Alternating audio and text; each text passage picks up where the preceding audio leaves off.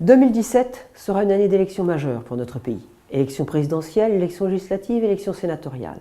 Des hommes et des femmes seront appelés à prendre leurs responsabilités pour impulser les changements que notre pays doit connaître dans le domaine de la santé.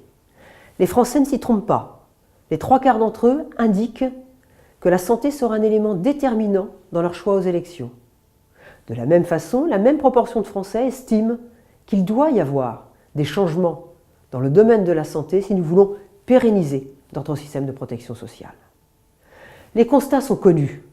Un trop grand cloisonnement dans ce système. Des acteurs qui ne se parlent pas, qui n'interagissent pas.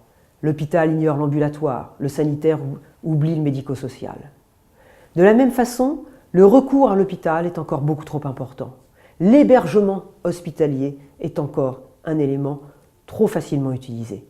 Et pourtant, dans les deux situations que je viens d'évoquer, les progrès technologiques, les progrès thérapeutiques sont là pour utiliser cette innovation pour faire en sorte qu'il en soit différemment.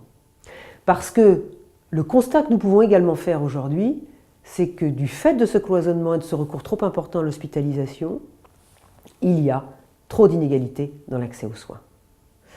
Alors si les constats sont connus, si cette conséquence lourde apparaît, pourquoi en sommes-nous encore là? Le poids des conservatismes, ne rien changer. Et là aussi, cela ne peut pas durer. Les déséquilibres de notre système de protection sociale sont trop importants pour que cela dure. Pour autant, est-ce qu'il faudra faire encore une grande loi santé? Non, certainement pas. Parce que les outils, nous les avons. Les remèdes, nous les connaissons. Est-ce que pour autant, nous pouvons nous contenter de réformes à minima? Non plus. Parce que ces réformes, elles se feraient au détriment de la qualité. Nous serions en réalité à nous dire que, ici ou là, on peut remplacer les médecins par d'autres professionnels, nous pouvons faire l'économie de certaines expertises ou de certaines compétences, nous pouvons accepter qu'en certains territoires, il n'y ait pas d'offre de soins. Cette réforme-là, nous n'en voulons pas. Cela amènerait d'ailleurs à ce que nous connaissons dans d'autres secteurs économiques, à l'ubérisation de la santé. Alors le remède, il est ailleurs. Il est de jouer la carte de la qualité, de la pertinence, faire en sorte qu'au bon moment, pour le bon patient, le bon médicament, le bon acte, la bonne intervention soient pratiqués. Nous n'avons pas plus de moyens nécessaires pour cela. 190 milliards consacrés chaque année, c'est suffisant. Par contre, ces moyens, ils doivent être distribués différemment. Alors on le voit, nous avons des défis à relever.